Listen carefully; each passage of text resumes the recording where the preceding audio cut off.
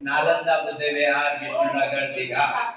नालंदा बुद्ध विहार विष्णुनगर दिघा या ठिकाणी मिलिंद प्रश्नाचे वाचन सुरू होत आहे। मिलिंद प्रश्नाचे वाचन, मिलिंद प्रश्न या पवित्र ग्रंथाचे वाचन रोजना 8 ते 9:30 पर्यंत सुरू होत आहे आणि आता भाषणाला सुरुवात करत आहे। सर्वांनी शांतपणे ऐकून घ्यायचं आहे।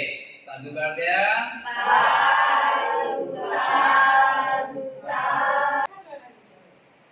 साधू साधू साधू साधू। आजचा विषय आहे कुस्तीबाज मल्ल।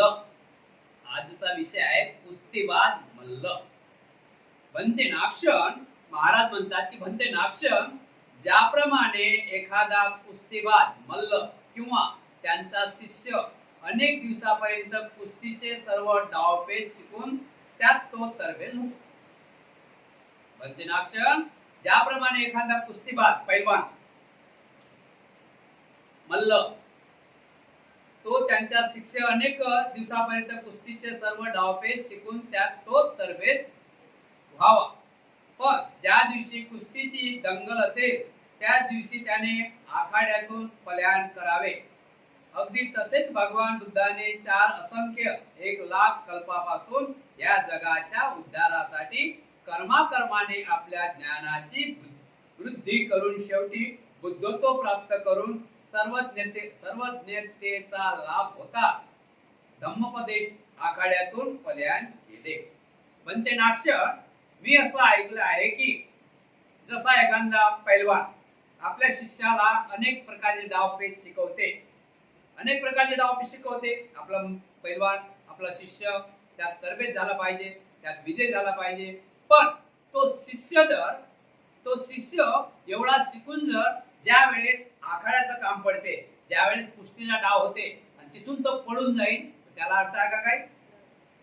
अशा प्रकारे भगवान बुद्धांनी एवढं ज्ञान घेतल्यास, एवढं ज्ञान घेऊन त्या बुद्धत्व प्राप्त करून सर्वज्ञतेचा लाभ होता धम्मोपदेशाच्या आखाड्यातून पलायन केले। मला असं वाटतं की एवढे भगवान गौतम बुद्धांनी ज्ञान साधून सुद्धा समाजाला लोकांना ज्ञानाची गरज आहे त्यावेळेस त्यांनी त्या बाजूने पलायन केलं, म्हणजे त्या ठिकाणी ते समाजापर्यंत धम्म पोहोचू शकत नाही, आपल्या हातावर हात ठेवून बसले असं सांगण्यात येते। महाराज नंतर म्हणतात भन्ते नागशण याप्रमाणे भगवान बुद्ध भयभीत झाल्यामुळे असे पळून जाऊ इच्छित होते की आपण लोकांना आपल्या उपदेशाने समजावू शकत नाही किंवा आपल्यात अभाव आहे तेव्हा लोकांना काय धम्मोपदेश करावा असे वाटून की यथार्थ त्यांना सर्वज्ञतेचा लाभ झाला नव्हता, त्यामुळे त्यांनी धम्मोपदेश करण्यापासून माघार घेतली होती। यातील खरे कारण कोणते ते कृपा करून सांगावे आणि माझ्या शंकाचे निरीक्षण करावे। भन्ते नागशण भन्ते जर बुद्धाने 4 असंख्य 1,00,000 कल्पापासून क्रमाक्रमाने आपल्या ज्ञानाची वृद्धी करून शेवटी बुद्धत्वाची प्राप्ती करून सर्वज्ञता संपादन केली हे खरे असेल तर सर्वज्ञता संपादन करताच धम्मोपदेश करायचे सोडून शांतपणे स्वतः राहण्याचा विचार त्यांच्या मनात आला असे म्हणणे योग्य वाटत नाही। आणि जर सर्वज्ञ बुद्ध झाल्यानंतर धम्मोपदेश न करता शांतपणे कालक्रमण करीत राहण्याचे विचार मनात आले होते हे खरे मानावे तर भगवान बुद्धाने 4 असंख्य 1,00,000 कल्पापासून या जगाच्या उद्धारासाठी क्रमाक्रमाने आपल्या ज्ञानाचा विकास करून शेवटी बुद्धत्व प्राप्त करून सर्वज्ञ झाले असे म्हणणे संयुक्तिक वाटत नाही। कृपा करून हे एक पुढे सोडून माझ्या शंका दूर कराव्यात। त्यावेळेस स्थविर म्हणतात नागशण महाराज वरील दोन्ही विधाने अगदी बरोबर आहेत। हे खरे आहे की बुद्धाने 4 असंख्य 1,00,000 कल्पापासून ह्या जगाच्या उद्धारासाठी कर्माकर्माने आपल्या ज्ञानाची वृद्धी करून शेवटी बुद्धत्वाचा लाभ पदरात पाडून घेतला व सर्वज्ञ बुद्ध झाले। तथापि सर्वज्ञ बुद्ध होताच धम्मोपदेशाकडे न वळता स्वस्थ व शांत राहण्याची त्यांना इच्छा झाली. परंतु अशी इच्छा होण्याचे एक कारण आहे. प्रथम भगवान बुद्धांना हा धम्म अत्यंत गंभीर, सूक्ष्म, दृश्य आणि दुर्बोध आहे असे दिसून आले. आणि दुसरे असे की या जगातील लोक काम वासनात अतिशय चिटकून गेलेले आहेत, तसेच खोट्या भौतिक सुखात अडकून पडले आहेत. हे दृश्य पाहून धम्मोपदेश करण्यासाठी मागे पुढे करू लागले. मी कुणाला शिकवावे, कोणत्या प्रकारे शिकवावे, त्यांना असे प्रश्न निर्माण होताच लोकांच्या कमकुवतापणा त्यांच्या दृष्टीत पडला. म्हणून त्यांनी धम्मोपदेश करण्यापासून माघार घेतली.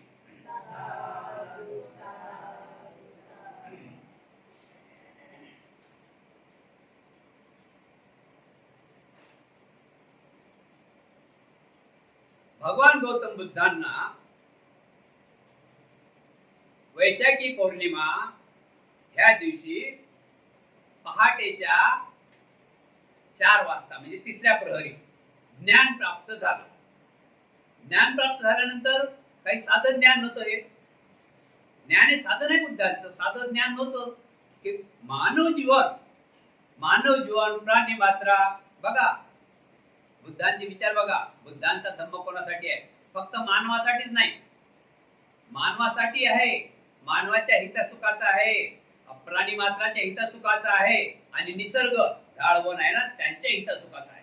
एवढा धम्म त्यांना सुंदर ज्ञान प्राप्त झालं. एवढं सुंदरसं ज्ञान प्राप्त झालं. आणि आपल्या जगामध्ये काय पाहिजे? प्रत्येकाला सुख पाहिजे. कोणाला दुःख पाहिजे काय? हा पूर्ण देश जे राष्ट्र आहेत, अनेक राष्ट्र असते, भारत देशाचे थायलंड आहे, श्रीलंका आहे, जापान आहे, म्यानमार आहे, अनेक राष्ट्र. म्हणजे ज्या पृथ्वीवर ज्या ठिकाणी मानव आहे, मनुष्य आहे, असं कोण्या राष्ट्रात तरी वाटते काय? कोण्या देशात तरी वाटते काय की आम्हाला दुःख आलं पाहिजे? म्हणजे सर्व सुखाच्याच लोभात पडलेले आहेत. सर्वांना सुख पाहिजे, काही शंका नाही. पण एवढा मोठा धम्म शोधून काढल्यानंतर बुद्धांना 4 आर्य सत्य मिळाले. जगात 4 आले सत्य. बुद्धांना 4 आर्य सत्य मिळाले. 4 आर्य सत्य मिळाले बुद्धांना. ते 4 आर्य सत्य कोणते मिळाले? जगामध्ये दुःख आहे हे कोणी नाकारू शकत नाही. आता जगातलं दुःख नाहीस झालं तर सर्व माणसं सुखात राहतील, प्राणी मात्र सुखात राहतील, आनंदात राहतील, गुणागोविंदांना नांदतील. एवढं त्यांना दिसून आलं की या जगामध्ये 4 आर्य सत्य. पहिलं आर्य सत्य आहे की या जगामध्ये दुःख आहे हे कोणीच नाकारू शकत नाही. सुखी कोणीच नाही. खुर्चीवर बसणाराही सुखी नाही, खाली बसणाराही सुखी नाही, बंगल्यात राहणाराही सुखी नाही आणि बिल्डिंग मध्ये झोपड्यात राहणाराही सुखी नाही. म्हणजे कोणीच सुखी नाही. लक्षात ठेवा. ज्यानं जेवण केलं जास्त तोही सुखी नाही, जो उपाशी आहे तोही सुखी नाही. सांगण्याचा मतलब आहे की चालता बोलता उठता बसता हा मानव दुःखातच आहे, दुःखातच आहे, दुःखातच आहे, दुःखातच आहे. सुख कुठं आहे? सुख आहे कुठं सांगा बरं? ज्याला संतान नाही तेही दुःखी आहे, ज्याला संतान आहे तेही दुःखी आहे. मग सुख आहे कुठं? तर बुद्धाने हा विचार केला की एवढं मोठं दुःख आहे. बघा बुद्धाचा धम्म बघा. बुद्धाने काय शोध काढला की एवढं मोठं दुःख. माणसं तेच आहे, माणसं तेच आहे. पृथ्वी तलाव माणसं तेच आहे. फरक काय की ते श्रीलंकावाले आहेत, ते जापानवाले आहेत, ते अमेरिकावाले आहेत, ते मराठी आहेत, ते गुजराती आहेत, ते मारवाडी आहेत. माणसं तेच आहे. गुजराती आहे त्याला काय दुःख नाही का? मारवाडी आहे त्याला काय दुःख नाही का? वाटते का तुम्हाला? दिसते तसं नाही. वाटते त्यांचं सोन्याचं दुकान आहे, पण जाऊन बघा सुखी आहेत का ते? म्हणजे हा जग हे पूर्ण जग दुःखानं भरलेलं आहे. हे पहिल्या सत्य दिसलेलं आहे. कोणता आर सत्य दिसलेला? पहिलं की जग हे पूर्ण दुःखानं भरलेलं आहे. सुखी कोणीच नाही. फक्त वरवर हसतात तेवढ्या पुरते. वरवर हसतात, मनात दुःख भरलेलंच आहे. दुःख भरलेलंच आहे. ते काही सांगता येत नाही. हे पहिलं आर सत्य. दुसऱ्या आर दाखवलेलं आहे दुःख समुदाय. दुसरा आर्य सत्य भेटले त्यांना ज्ञान. दुःख समुदाय. माझे दुःख काय? त्याला काहीतरी कारण आहे ना. त्याला कारण आहे ना. प्रत्येक दुःखाला कारण आहे. खोकला झाला त्याला कारण आहे, थंडी ताप झाली त्याला कारण आहे, चक्कर येऊन राहिली त्याला कारण आहे, कपडा अंगावर नाही त्याला कारण आहे, घर बरोबर राहायला नाही त्याला कारण आहे. आता 12 महिन्याचे 12 दिवस फुल भरले तुमचे नोकरीवर कामाला, तर तुमचं घर पत्र्याचं राहील काय? अजूनही पत्र्याच्या घरामध्ये त्याला कारण आहे ना, का म्हणत नाही? घर आपलं खराब आहे त्याला कारण आहे की नाही? जर तुम्ही सकाळी कामावर गेले संध्याकाळी घरी आले तर तुमचं घर कसं असेल? बंगला असेल ना, पण त्याला कारण आहे ना, त्याला कारण आहे. समजलं ना, सगळ्या गोष्टीला कारण आहे. त्याला म्हटलं दुसरं आणि सत्य आहे दुःख समुदाय, म्हणजे कारणाशिवाय काहीच घडू शकत नाही. जसं कारण आहे असं दुःख आहे. आणि तिसरं आणि सत्य दिसलेलं आहे दुःख निरोध. दुःख निरोध म्हणजे आपण जे काय आपल्याला दुःख आहे ते आपल्याला निवारण आपण त्या दुःखाला निवारण करू शकतो. एक उदाहरण, आता एक माणूस उपाशी आहे 3 दिवसापासून, त्याला चेक करून द्यायला पडेल आहे, तो फाटीवर पडेल आहे, त्याला जर जेवण दिलं तर उभा राहील की नाही? उभा राहील की नाही? म्हणजे दुःख प्रथम आर्य सत्य आहे, जगामध्ये दुःख आहे. दुसरं आर्य सत्य आहे दुःख समुदाय, म्हणजे प्रत्येक दुःखाला कारण आहे. तिसरं आर्य सत्य दाखवलेलं आहे की प्रत्येक दुःख निरोध, म्हणजे प्रत्येक दुःखावर उपाय आहे. लक्षात ठेवा, प्रत्येक दुःखावर उपाय. असं म्हणूच नका. जे काही मानव मध्ये अति दुःखाने भरलेला आहे, अति दुःखाने भरलेला आहे, सुखी कोणीच नाही. पण ते कारण शोधलं, ते कारण शोधलं तर त्याच्यावर आपण विलास करू शकतो. हे तिसरं आर्य सत्य, दुःख निरोध. आणि चौथा आर्य सत्य मिळालेलं आहे दुःख निरोधागामी मार्ग, म्हणजे आपण सर्व गोष्टीवर मात करू शकतो. ते दुःख आपल्यापर्यंत येऊ शकत नाही. आता चौथा आर्य सत्य म्हणजे बघा, चौथा आर्य सत्य आहे, चौथा आर्य सत्य मिळालेलं आहे की जे काही दुःख आहे मानवाचं ते माझ्यापर्यंत आलंच नाही पाहिजे, असं चौथा आर्य सत्य आहे. आता ते माझ्यापर्यंत आलं नाही पाहिजे, ते कोणतं? आपण थोडक्यात घेऊया. आता आपण पाऊस चालू झाला, आपला घरावरला छपरा पत्रा आपण बरोबर लावला नाही तर आपल्या घरात पाणी गळेल की नाही?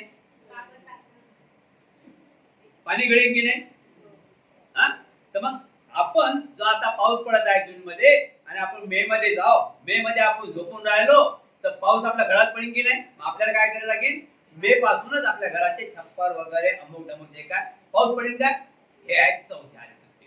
एवढं ज्ञान बुद्धांना मिळालं आणि एवढं ज्ञान मिळाल्यानंतर बुद्ध विचार करून राहिले तिथं एवढं मोठं ज्ञान मिळालं तर पाहिजे.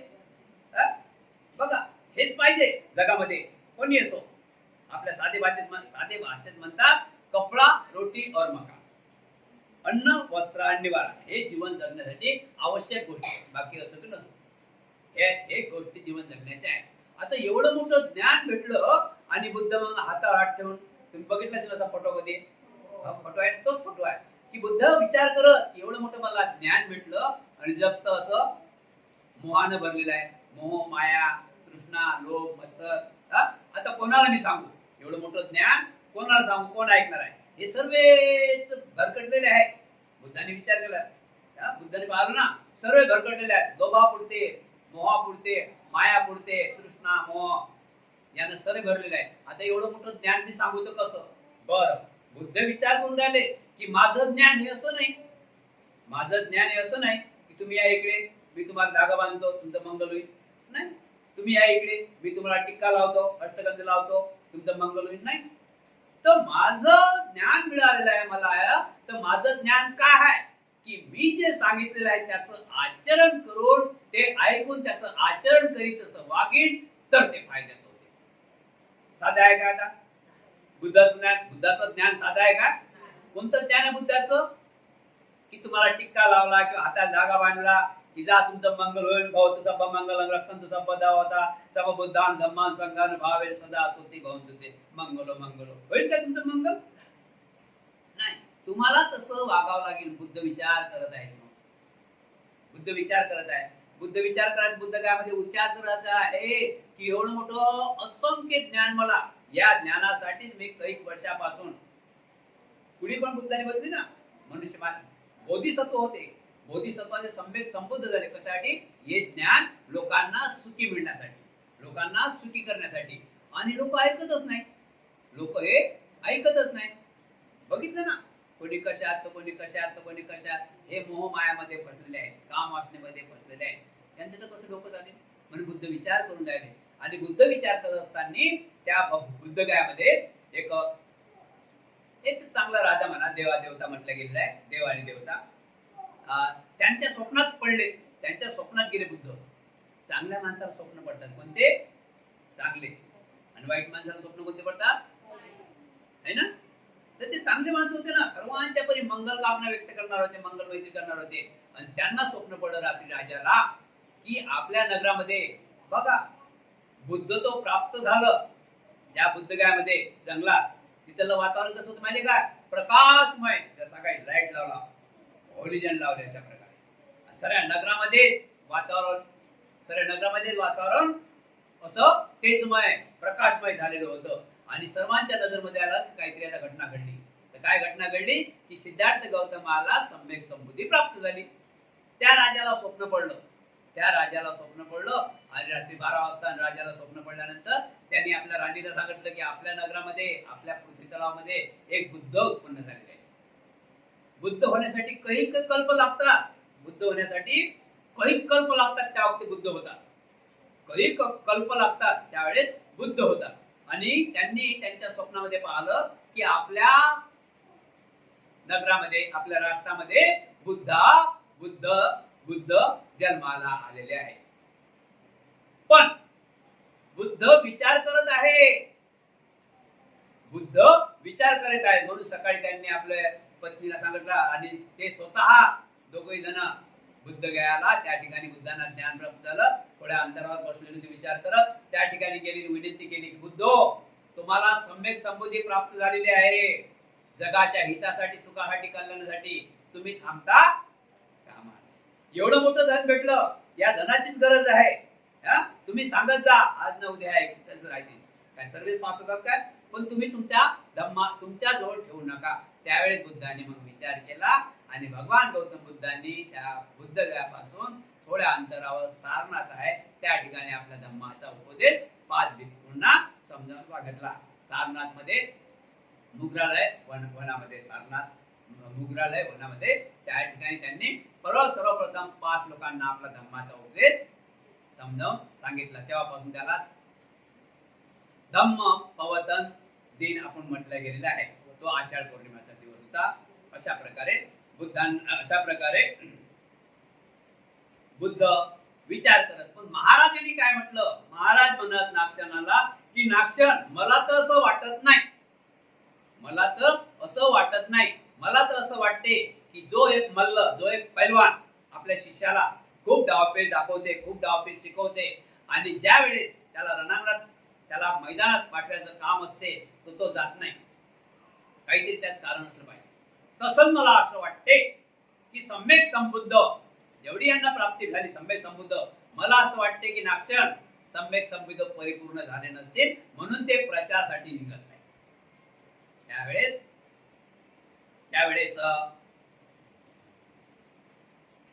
त्यावेळेस स्थवीर म्हणतात, ऐका आता स्थवीर काय म्हणतात.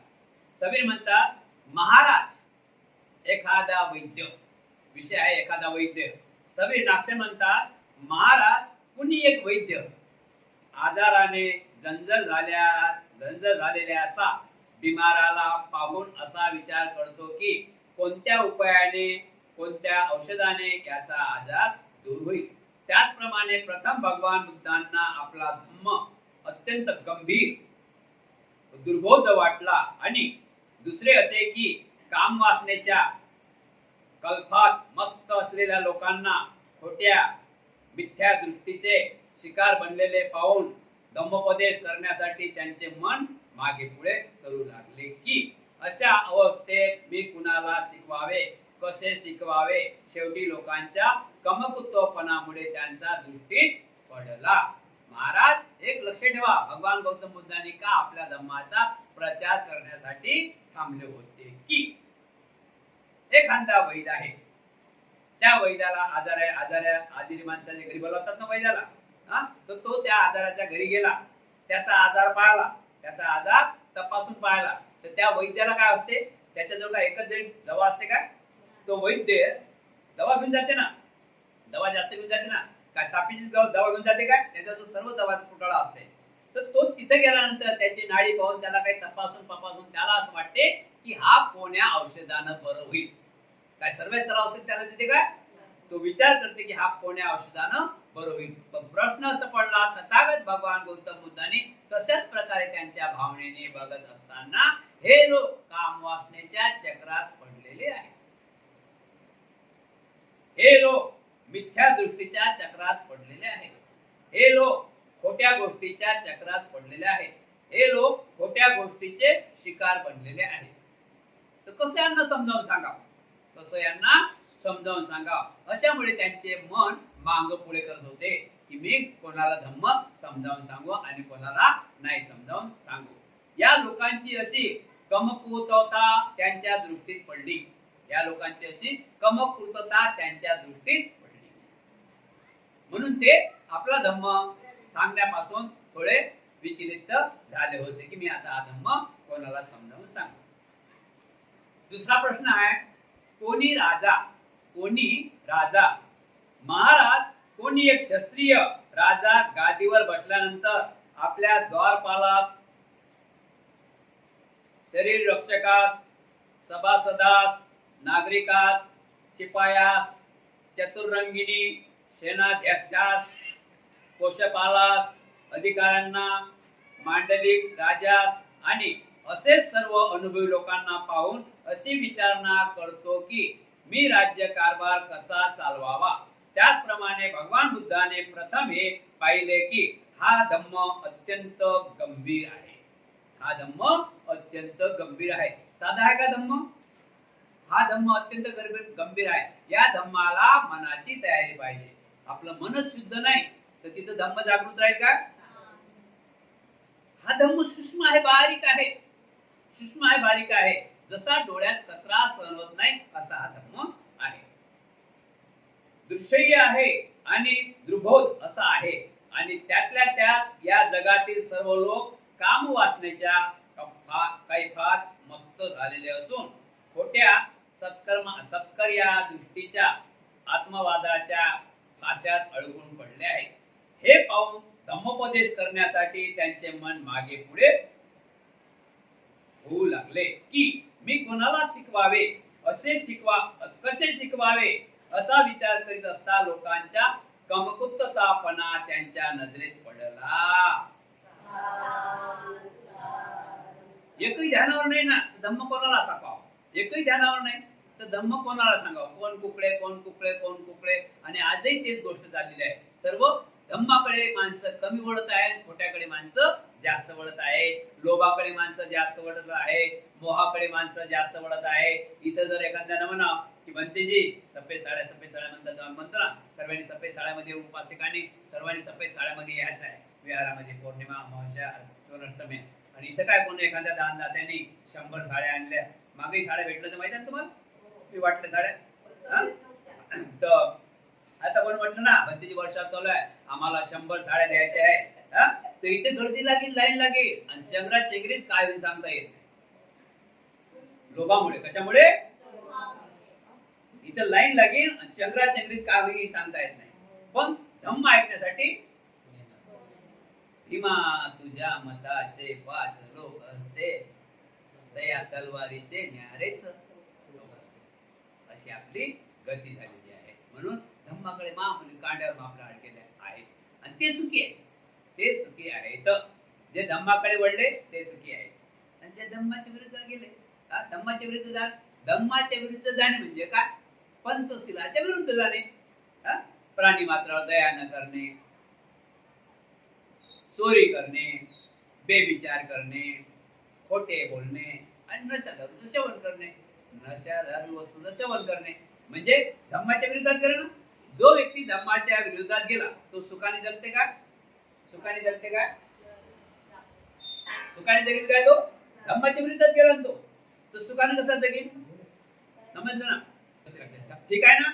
जो धम्माला धरून आहे तो सुखी आहे. आजही सुखी आहे, उद्या सुखी आहे, परवा सुखी आहे. धम्म हा तारणार आहे, धम्म हा कधीच मारणार नाही. धम्म हा माणसाची ढाल आहे. धम्म हा माणसाची ढाल आहे. जसं आपण बघितलं आहे एक सैनिक आहे, एक सैनिक आहे, त्याने आपला आपल्या हृदयाला हेट बांधून ठेवलेलं आहे. लोखंडाचा पेटी म्हणतात ना, त्याला कितीही बाण मारा, कितीही बंदूकची गोळी मारा, त्याला लागत नाही, ती गोळी बाजूने पडते. असा हा धम्म आहे, असा हा धम्म आहे. फक्त याचीच काय, या धम्मासाठी काय, धम्माची चव घेतली. ज्याला धम्माची चव आहे तो सुखी आहे, ज्याला धम्माची चवच नाही, गोडीच नाही, तर तो कसा सुखी असेल? म्हणून आपण धम्माकडे वळलं पाहिजे. तर भगवान बुद्धांना या लोकांची कमकुतीपणा माहित पडला ना, तो कोणाला सांगावं? तरी सुद्धा मग त्यांनी जागृतपणे 5 लोक त्यांना कोंडन्य व बद्रियमाना भेटले आणि तिथून सुरुवात केली. आणि दुसऱ्याच रोजी अजून एक त्यांना उपासक मिळाला, त्याचं नाव होतं यश. त्याचं नाव काय होतं? यश. असे 6 लोक बनवले. 6 लोकांपासून आज किती आहेत अंदाज. पण जे राष्ट्र, जे गाव, जे नगर, जे जिल्हे, जे धम्माला धरून आहेत ते सुखी आहे. आज कैक गावामध्ये, भारतामध्ये सुद्धा आदर्श गाव म्हणून नावाजलेले आहेत. आदर्श गाव म्हणून नावाजलेले आहे, कारण की ते पुरं धम्माला आहे. हा धम्म फक्त बौद्धांचाच नाही बरं, की बौद्ध लोकांचा म्हणून. हा धम्माची व्याख्या असं अलग आहे. धम्म आणि धर्म हा अलग आहे. धम्म आणि धर्म हा अलग आहे. धर्म हा जात आली, धम्म हे भगवान बुद्धाच्या मुखातून निघालेल्या शब्दाला धम्म म्हटलं गेलं. म्हणून जो धम्माकडे आहे ते गाव सुखी आहे. आता बघा, लक्षात ठेवा, असे काही गाव आहेत, आम्ही फिरलो, असे गाव आहेत काही की त्या गावामध्ये सरपंच वगैरे मराठी समाज, पण आदर्श गाव निर्माण केलेलं आहे. आदर्श गाव निर्माण झालेलं आहे. त्या गावामध्ये चक्की फ्री, दळण फ्री, हे कर, म्हणजे अशा प्रकारे हर गोष्टीनं ते परिपूर्ण गाव आहे. त्यालाच म्हटलं गेलेलं धम्म. कशाला म्हटलं गेलेलं धम्म? सुख शांती नांदून राहण्यासाठी त्याला धम्म म्हटलं गेलेलं आहे. म्हणून भगवान गौतम बुद्ध म्हणून की आपला एवढा मोठा धम्म आहे, कोणाला देवा? बरोबर आहे की नाही? म्हणून विचार करत होते. शेवटी हा धम्म आपल्यामध्ये आला. त्याच्यानंतर कोणी राजा दुसरा प्रश्न दाखवलेला आहे. नागसेन बंतेजी म्हणतात की महाराज, कोणी राजा आपल्या गादीवर बसला असता, आपल्या द्वारपालाला, शरीर रक्षकाला, सभासदास, नागरिकास, शिपाया, चतुरंगी, सेनाध्याक्षास, कोशपालास, अधिकाऱ्यांना, मांडलिक, राजा आणि असे इतर अनुभवी लोकांना पाहून अशी विचारणा करतो की मी राज्यकारभार चालवावा. त्याचप्रमाणे भगवान बुद्धाने प्रथम असेच पाहिले आहे. जसा एखादा राजा आहे, आता नवीन गादीवर बसला, त्याला माहित आहे का काही? तो त्याच्या पुराण्या लोकांना, अधिकाऱ्यांना बोलावते, राजपालाला बोलावते, अंगरक्षकाला बोलावते. आता मी गादीवर बसतो आहो आणि पहिल्या नियमाप्रमाणे मला काहीतरी मार्ग दाखवत राहा, काहीतरी सांगत राहा. अशा सांग आहे ना. एकदमच तो हुशार होते काय? एखादा मॅनेजर आहे कंपनीचा, आता तो मॅनेजर गावी रिटायर झाला, त्या ठिकाणी दुसरा मॅनेजर आहे, तो ताबडतोब ते काम चालू करते काय? त्याचं देखभाल तो त्या पहिले वर्कर स्टाफला बोलावणार, कसं काय चाललं, इथं काय होतं. अशा प्रकारे व्यथा सांगितलेली आहे. सर्व बुद्धांची एकच पद्धत महाराज, आणि सर्व बुद्धांनी ही एकच पद्धत महाराज, सर्व बुद्धांची ही एकच पद्धत आहे. ती अशी की ब्रह्मा ते प्रार्थना केल्यावरच ते धम्मोपदेश करीत असतात. तुम्ही याचना केलीच तर धम्मोपदेश होईल ना. सील घेता तुम्हाला याचना करायला लागेल ना. म्हणजे तुम्हाला याचना करायचा मतलब हा काय आहे की तुम्हाला खरं त्याची आवड, आता पंचशीलाची आवड निर्माण झालेली आहे, आवड आहे. आता डायरेक्टच बंदी सील देतील तर तुमच्या डोक्यात बसते काय? म्हणजे ते तुम्हाला याचना करायला लागेल. म्हणजे आम्हालाही समजते की आता यांना खूप गरज आहे, पंचशीलाची गरज आहे, हे ऐकण्यासाठी आणि हे आचरण करण्यासाठी सज्ज आहे. मग बंदी सील देतात. तुम्ही म्हटलंच नाही सील द्या, तर बंदी सील देतील काय? अंधे नाही. त्याचा फायदा होईल का? काय? अशा सर्व बुद्धांचं असंच आहे. राजाकडून सत्कार. महाराज, ज्याप्रमाणे एखादा राज किंवा राजमंत्री एखाद्या पुरुषांचा खूप सन्मान करत असतो, त्याची सेवा करत असतो, तो असे करत आहे असे पाहून समस्त प्रजाजन देखील त्याचा तसाच सन्मान व सेवा करू लागते. महाराज त्याचप्रमाणे बुद्धासमोर ब्रह्म नतमस्तक झालेला पाहून समस्त देवानासह देवगणासह सर्व लोक आपोआपच बुद्धांच्या चरणावर नतमस्तक होतात. ब्रह्मा ज्याची पूजा करतो त्याची सर्व जग पूजा करते. याच कारणामुळे ब्रह्मा स्वतः सर्व बुद्धांनी उपदेश करण्यासाठी नतमस्तक प्रार्थना करत असते. याप्रमाणे ब्रह्मानी प्रार्थना केल्यानंतरच बुद्ध धम्मोपदेश करत असत. सत्कार सत्कार कोण्या माणसाचा होते? वाईट माणसाचा सत्कार होते का? वाईट माणसाचा कोण्या प्रकार सत्कार होते माहिती आहे का? बरोबर आहे की नाही? वाईट माणसाला गुलाब फुलून सत्कार होते का? त्याचा कोणी सत्कार तरी करते का? तर सत्कार हा चांगल्या माणसाचा होते आणि चांगल्या माणसाचा सत्कार झाल्यानंतर त्याला चांगलेच माणसं भेटतात, दुसरा माणूस मिळतच म्हणजे तो सत्काराला चांगला असते. अशा प्रकारे बुद्धाची सांगितलेलं आहे की तेव्हापासून बुद्धांना जे ब्रह्म म्हटलं, बुद्ध ब्रह्म म्हणजे हुशार लोक, जे हुशार लोक इकडे आले तेव्हापासून बुद्धांना सर्व लोक मानू लागले आणि त्यांची याचना ऐकू लागले आणि ते धम्मदेश देशना देऊ लागले.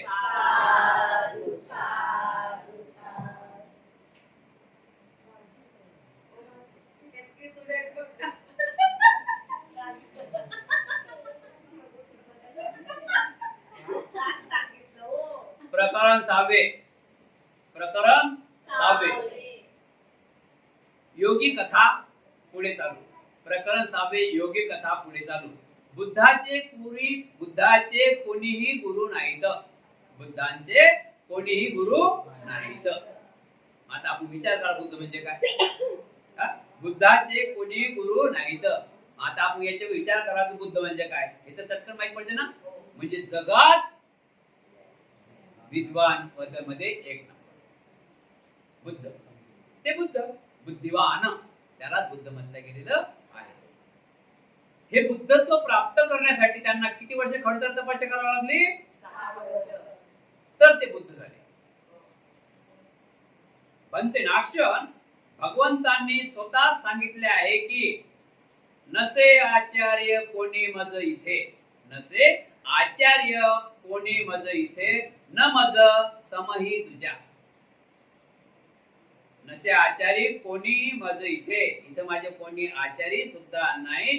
न मज समही तुझ्या, माझ्यासारखा दुसराही कोणी. नरदेवे व्यापिल्ल्या धुरी या ममतुल्य काही प्रजा. परंतु दुसऱ्या ठिकाणी त्यांनी सांगितले आहे की हे भिक्षूंनो, आडार कालाग्राम हा माझा गुरु होता. आडार कालाग्राम हा माझा गुरु होता असं बुद्धांनी सांगितलेलं होतं. मी आणि त्यांचा शिष्य, तथापि त्यांनी मला आपल्या बरोबरीच्या आसनावर बसून माझा बहुमान केला होता.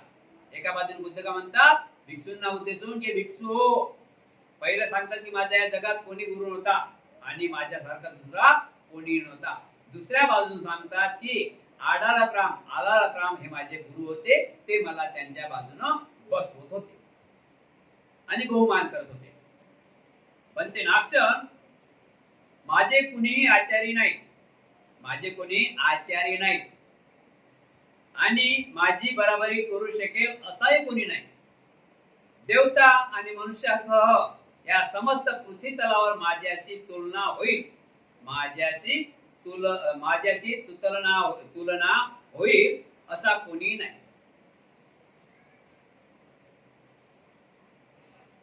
असे जर भगवंतांनी खरोखरच सांगितले असेल तर भिक्षूंनो, आडार कालाराम हा माझा गुरु असता आणि मी त्याचा शिष्य, तथापि त्यांनी मला आपल्या बराबरीच्या आसनावर बसून माझा सन्मान केला असे त्यांचे म्हणणे खोटे ठरते.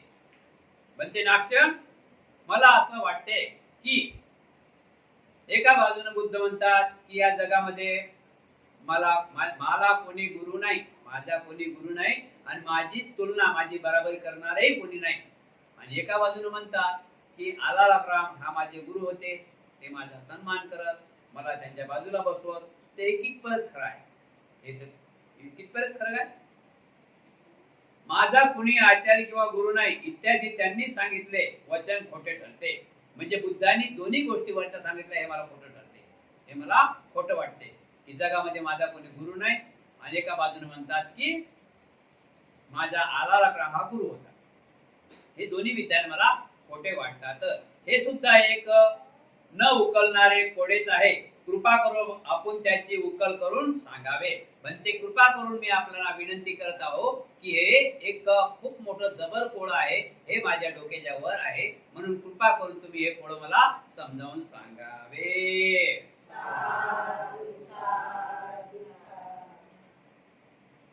म्हणते म्हणतात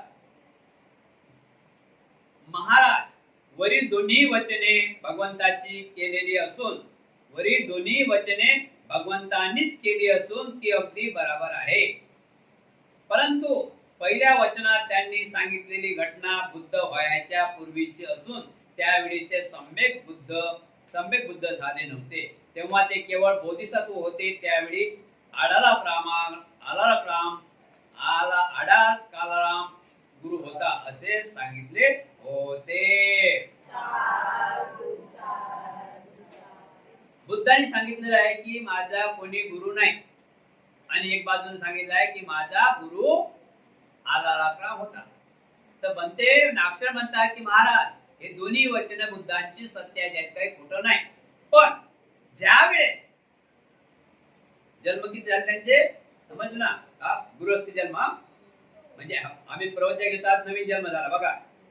आमचं आता बंदीचे नाव, माझं नाव पूर्वीचं आहे काय, आणि माझा कोणता जन्म आहे, पहिले आई वडिलांना नाव ठेवलं ते आता आम्हाला नाव नाही, आमच्या गुरुनं नाव दिलं ते आमचं नाव आहे. म्हणजे पहिला जन्म नाही आमचा, आमचा दुसरा जन्म आहे, नवीन जन्म आहे. बरोबर की नाही.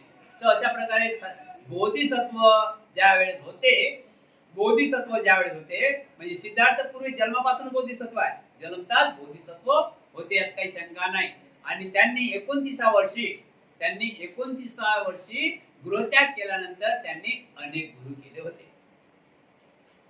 पहिला गुरु त्यांचा भारद्वाज त्यांच्या नगरातच राहत होते, म्हणजे त्यांनी गुरु केले होते. पण त्यावेळेस कोण होते, ते बोधिसत्व होते. नंतर आलाराम सुद्धा अनेक त्यांनी गुरु केले, अनेक गुरुपर्यंत ते पोहोचले. ज्यांना त्यांचं ज्ञान आवडलं त्यांनी ज्ञान घेतलं, आणि ज्यांना आवडलं नाही त्यांनी त्यांना नमस्कार केला की पुढचा काय मार्ग चांगला आहे का, अशा प्रकारे.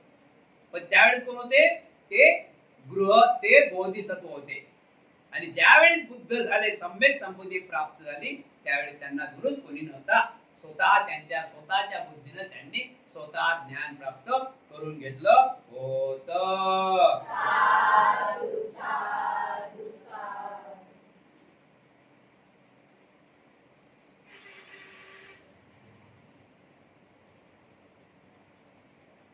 त्यांना त्यांचे 5 गुरु होऊन गेले. त्यांचे किती? 5 गुरु होऊन गेले. त्यांच्या जवळ शिक्षणासाठी बोधिसत्वाने काही काळ घालविला होता. ते 5 गुरु किंवा आचार्य, त्यांचे 5 गुरु होऊन गेले. त्यांच्याजवळ त्यांनी काही काळ शिक्षण घेतलं, आणि गुरु विनाचं ज्ञान नाहीच ना, शिकावंच लागलं ना. पहिले महाराज बोधिसत्वाचा जन्म होता, त्यांच्या राजवाड्यात प्रत्यक्ष येऊन त्यांची लक्षणे सांगितली. ते 8 गुरु. सिद्धार्थ गौतमाचा जन्म लिंबुनी वनेमध्ये झाला होता. त्यांना कपिलोत्सव मगरमध्ये नेण्यात आलं, आणि त्या ठिकाणी मायावतीने आग्रह केल्यामुळे की आपल्या बाळाचं भविष्य कसं आहे सांगण्यासाठी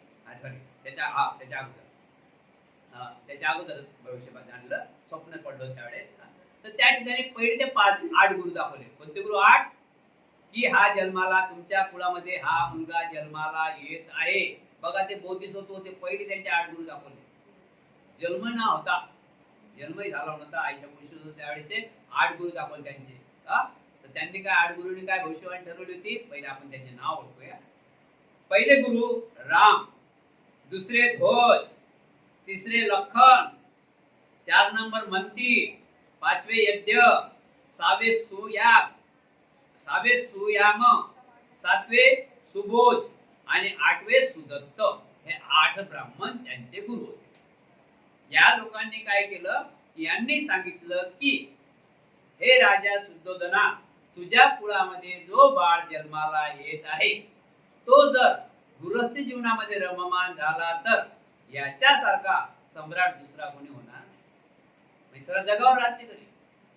जर का या बाळाने गृहत्याग केला आणि संन्यास घेतला तर याच्यासारखा बुद्धी जगात कोणी होणार नाही. सर्वात बुद्धिवान होणार आहे. हे भविष्यवाणी या 8 ब्राह्मणांनी समजावून सांगितली होती. ते बुद्धाचे सिद्धार्थ गौतमाचे 8 गुरु मानले आहेत. सुरुवातीचे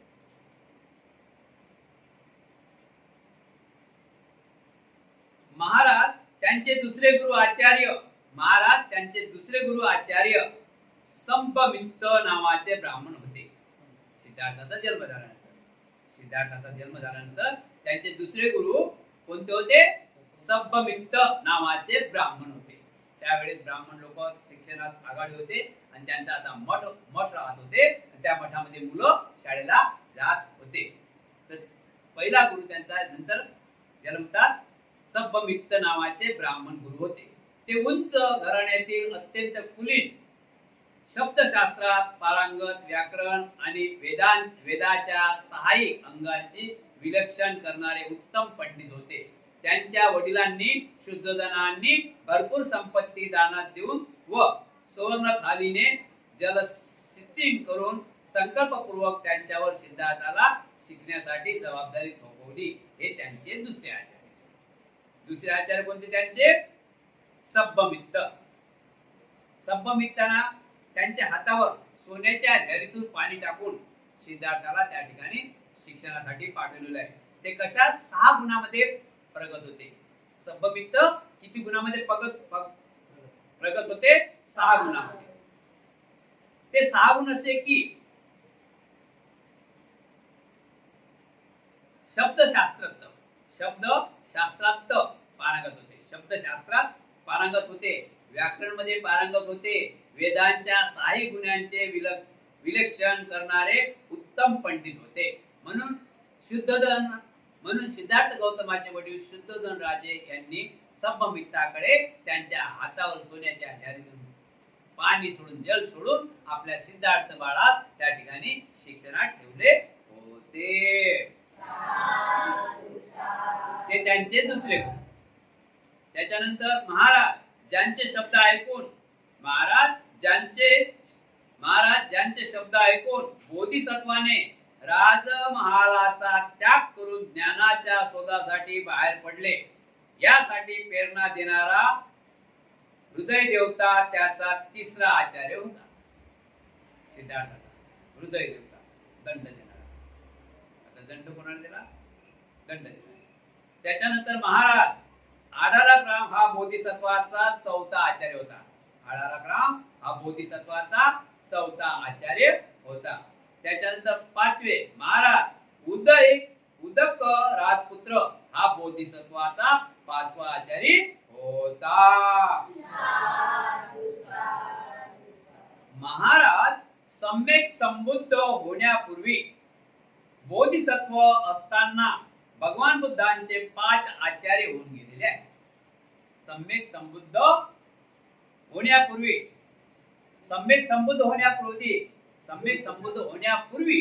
जे बोधिसत्व होते सिद्धार्थ, त्यावेळी त्यांना 5 आचार्य होऊन गेलेले होते. महाराज हे सर्व त्यांना एक ज्ञान देणारे आचार्य होते. परंतु लोकोत्तर धर्माचे शिक्षण देणारा सर्वज्ञ बुद्धांना कधीही आचार्य झाले नाही. ज्यावेळी त्यांना संबोधी प्राप्ती झाली त्याच्यानंतर त्यांचे गुरु कोणीच राहिले नाहीत. महाराज भगवान बुद्धाने स्वतःच्या प्रयत्नाने बुद्धत्वाचा लाभ करून घेतला. महाराज ज्यावेळी सिद्धार्थ गौतम बुद्धगया उर्वेला 6 वर्ष खडतर तपस्या केली. बुद्धगया मेन आहे, त्यातले उर्वेला मेन आहे. जर उर्वेलाला त्यांनी सुजाताची खीर ग्रहण केली नसती तर पुढे बुद्ध झाले नसते. मग उर्वेला हे खूप महत्वाचं ठिकाण दिलेलं आहे, सुजाताची खीर. आणि त्यानंतर बुद्धगया बोधी वृक्षाखाली बसून त्यांनी अशा प्रकारे खडतर तपस्या केली आणि त्या खडतर तपस्यातून बुद्धत्व म्हणजे सम्यक संबोधी प्राप्ती केली.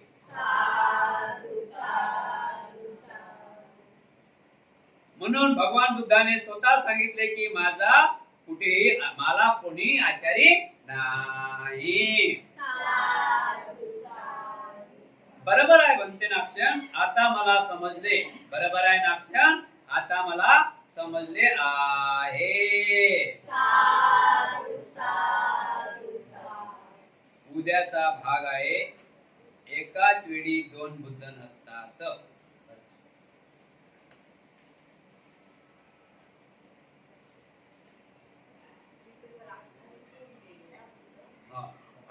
27 होऊन गेले, 28 आहे. किती होऊन गेले? 28 आहे.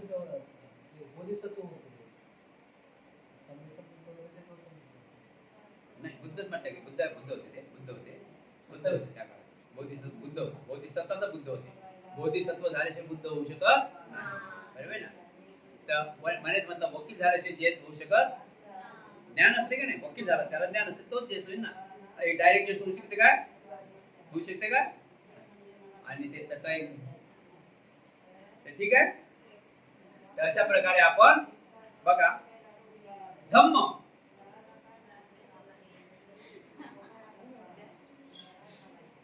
साधू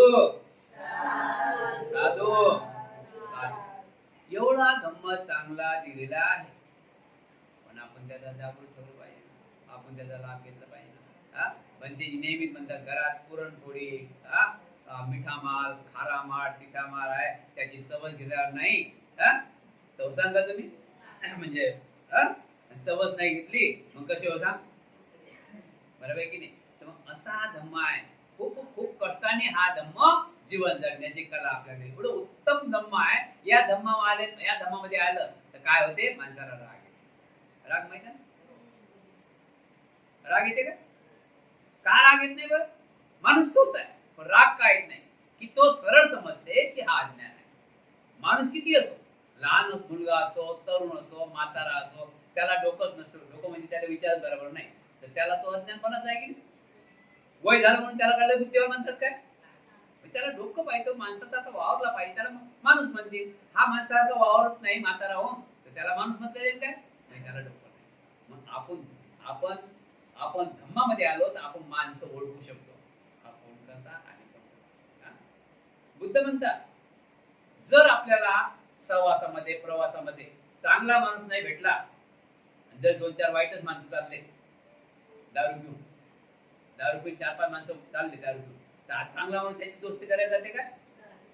जाईल का दोस्ती करायला? कारण काय? याचं कारण काय? तेच बुद्ध म्हणतात की ते विचार पटत नाही त्यांचे. भलाची एक नाही 5 माणसं आहेत, हा एकटाच आहे, पण याची विचार त्याला पटत नाही ना. म्हणून आई काय म्हणते की एकटं चाललेलं पुरलं, पण वाईटाची मैत्री नको, वाईटाची दोस्ती नको. किती धम्म चांगला सांगून झाला.